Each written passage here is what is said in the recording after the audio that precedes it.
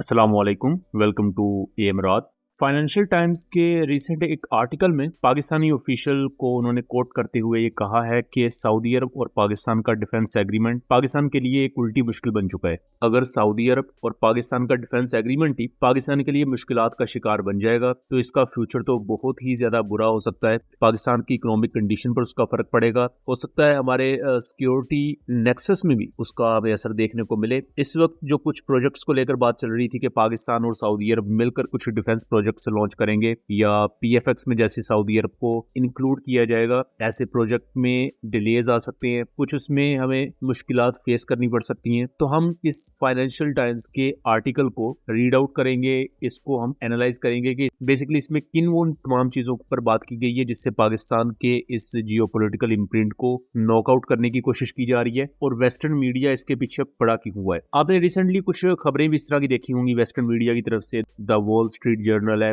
BBC, CNN जैसे, जिन्होंने claim किया कि सऊदी प्रिंस मोहम्मद बिन सलमान ने मल्टीपल टाइम्स ट्रंप को ये कहा कि आप ईरान पर अटैक्स जारी रखें या ईरान पर जो अटैक्स हो रहे हैं उनको इंडोर्स किया सऊदी अरब ने, जबकि सऊदी अरब ने ऑफिशियली ये कहा कि हमने ऐसी कोई बात नहीं की और हम तो उल्टा ये चाहते हैं कि ईरान और यूएस के दरमियान ये जो जंग हो रही है इसको रोका जाए क्योंकि इससे मजीद तबाही हो रही है। सऊदी अरब ने इन तमाम चीजों को निगेट कर दिया। उसके बाद ये ब्रिटिश न्यूज एजेंसी है फाइनेंशियल टाइम्स, ये आर्टिकल पब्लिश करती है पाकिस्तान और सऊदी अरब के डिफेंस पैक्ट के खिलाफ। इसमें एक अननोन पाकिस्तानी सोर्स को कोट करते हुए लिखा है कि एक खास पाकिस्तानी ऑफिशियल ने यह कहा कि चूंकि पाकिस्तान और सऊदी अरब का डिफेंस पैक्ट कुछ खास तकाजों के साथ आया था लेकिन उन तकाजों को सऊदी अरब पूरा नहीं कर सका और अल्टीमेटली ये जो डिफेंस पैक्ट है पाकिस्तान और सऊदी अरब का सितंबर 2025 में साइन हुआ था, ये पाकिस्तान के लिए ही मुश्किलात खड़ी करता जा रहा है और सऊदी अरब ने कुछ प्रोमिस किए थे पाकिस्तान के साथ, सऊदी अरब ने वो भी पूरे नहीं किए। लेकिन मैं उससे पहले आपको थोड़ा सा डाटा बताऊंगा। डाटा के मुताबिक 17 सितंबर 2025 को पाकिस्तान और सऊदी अरब ने म्यूचुअल डिफेंस एग्रीमेंट साइन कर लिया। उसके अगले महीने यानी कि अक्टूबर 2025 में पाकिस्तान में इकोनॉमिक कोऑपरेशन के लिए पाकिस्तान और सऊदी अरब का एक समिट हुआ था। इस समिट में trade, national security, investment etcetera बहुत सी चीजों को लेकर बात हुई थी। उसके कुछ एक दो मेन पॉइंट्स आपको बता देता हूँ। पहला तो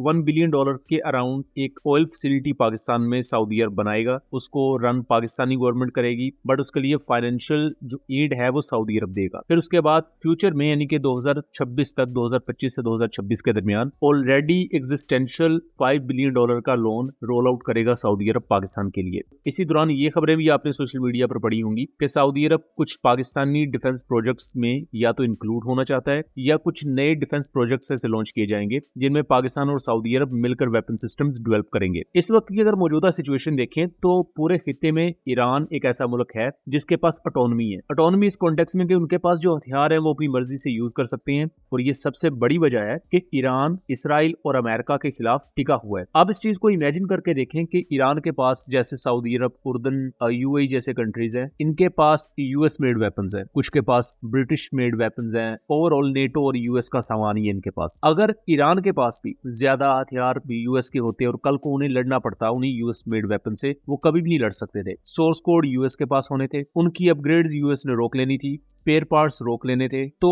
आपके जो इवन इक्विपमेंट होता है इसकी एक खास ऑपरेशनल लाइफ होती है। मैं जैसे मिसाल दूं, जैसे पाकिस्तान का PL-12 BBR मिसाइल है, इसकी अगर ऑपरेशनल लाइफ या आप कह लें कि मेंटेनेंस लाइफ इसकी अगर 5000 घंटे है तो 5000 घंटे ऑपरेशनल रहने के बाद इस मिसाइल को आपको ओवरहॉल करवाना पड़ेगा। ये फाइटर जेट्स के साथ भी होता है, टैंक्स के साथ भी होता है, मिसाइल्स के साथ भी होता है, यू जस्ट नेम इट। ये हर मिलिट्री इक्विपमेंट को ओवरहॉल करना पड़ता है। अब जब ओवरहॉल करने की कैपेबिलिटी और उसके राइट्स ओरिजिनल इक्विपमेंट मैन्युफैक्चरर के पास हैं, मतलब लेट्स सपोज आपके पास अमेरिका का हथियार है तो उसका OEM यानी कि ओरिजिनल इक्विपमेंट मैन्युफैक्चरर अमेरिका है। अब अमेरिका की मर्जी के खिलाफ कुछ नहीं कर सकते। सो ईरान ऐसे मामले में बहुत फंस सकता था, बट ये चीज थी कि ईरान के पास उनके अपने मुल्क की साख्ता हथियार हैं, ईरानियन मेड मिसाइल्स हैं जिनको वो अपनी मर्जी से इस्तेमाल कर सकते हैं, अपनी मर्जी से ओवरहॉल कर सकते हैं और अपनी मर्जी से जिस जगह पर वो जो है डिप्लॉय कर सकते हैं। सऊदी अरब और दूसरी अरब कंट्रीज वो इस चीज को क्लोजली मॉनिटर भी कर रही हैं। आपने अगर देखा हो तो सऊदी अरब ने यूक्रेन के साथ भी कुछ डिफेंस पैक्ट साइन किए हैं बिकॉज यूक्रेन का काफी अच्छा एक्सपीरियंस है ईरानियन शाहिद 136 ड्रोन्स को काउंटर करने के लिए, क्योंकि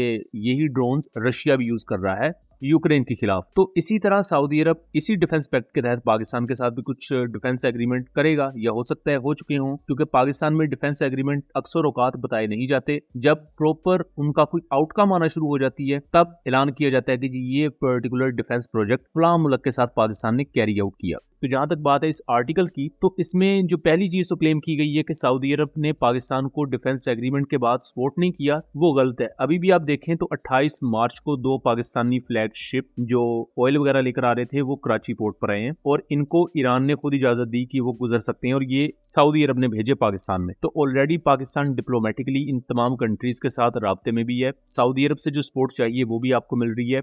हाँ, उस सपोर्ट को आप किस तरह यूज करते हैं और आने वाले मुख्तलिफ प्रोजेक्ट्स को आप किस तरह लेकर चलते हैं। लेट्स सपोज पीएफएक्स का ही प्रोजेक्ट है, तो उसको आप किस तरह कैरी आउट करेंगे, किस तरह उसको एग्जीक्यूट करेंगे, ये अब पाकिस्तान एरोनॉटिकल कॉम्प्लेक्स पर है, नेस्टेप पर है, फिर सऊदी अरब की मिनिस्ट्री ऑफ डिफेंस पर है कि उन्होंने इसको किस तरह लेकर चलना है, क्या स्टेक्स होंगे, सऊदी अरब का इसमें कितना हिस्सा होगा, पाकिस्तान का कितना हिस्सा होगा, वर्क शेयर कितना होगा। ये तमाम चीजें हैं जो दोनों कंट्रीज के हाई रैंक ऑफिशियल्स हैं उन्होंने तय करनी है। बट जी यहाँ बात की जा रही है द फाइनेंशियल टाइम्स की तरफ से, सोर्स ने जो बात की है वो टेक्निकली गलत है। दूसरी चीज, सोर्स की डिटेल्स नहीं बताई गई कि उस सोर्स का क्या रैंक है, वो किस अदारे से ताल्लुक रखता है और उसने किस कॉन्टेक्स्ट में ये बात की है। तो वेस्टर्न मीडिया इस वक्त ना सिर्फ ईरान और सऊदी अरब को आपस में लड़वाने में तुला हुआ है, बल्कि वो इवन पाकिस्तान और सऊदी अरब के डिफेंस पैक्ट के खिलाफ भी एक नैरेटिव चला रहे हैं, जिसको आज की वीडियो में हमने सबूतों के साथ काउंटर किया। सो दोस्तों, ये था एक एनालिसिस। उम्मीद करता हूँ चीजें क्लियर रही होंगी। वीडियो पसंद आई हो तो इसे ज्यादा से ज्यादा शेयर कीजिएगा, ताकि इस तरह की मजीद इंफॉर्मेटिव वीडियोस हम आपके लिए लेकर आ सकें। मिलेंगे अगली वीडियो में, तब तक के लिए अल्लाह हाफिज।